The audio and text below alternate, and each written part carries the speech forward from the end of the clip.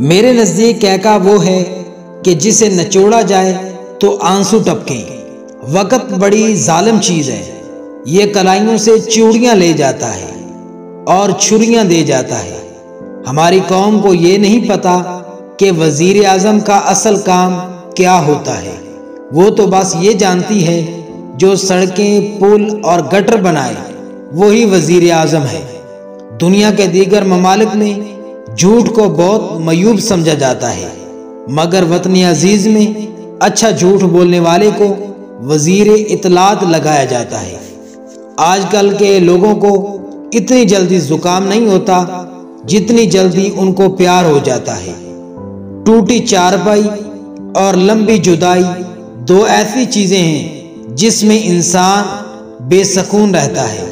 کسی نے انور مقصود صاحب سے پوچھا کہ سیاست دانوں کو کیسے چنا جائے؟ انہوں نے جواب دیا، بالکل ایسے جیسے اکبر بادشاہ نے انارکلی کو چنا تھا دیوار میں۔ جو لوگ ایک دوسرے کی مسجد میں جانا پسند نہیں کرتے وہ جنت میں ایک ساتھ کیسے رہیں گے؟ دنیا بھر میں سوال اٹھایا جاتا ہے تو اس کا جواب ڈھونڈا جاتا ہے، جبکہ پاکستان میں سوال کرنے والے کو ڈھونڈا جاتا ہے پھر اٹھایا جاتا ہے۔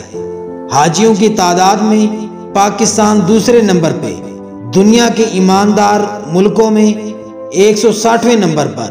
اگر مومن اور کافر سمندر میں اتر جائیں تو صرف وہی بچے گا جسے تیرنا آتا ہوگا۔ خدا جاہلوں کی طرفداری نہیں کرتا۔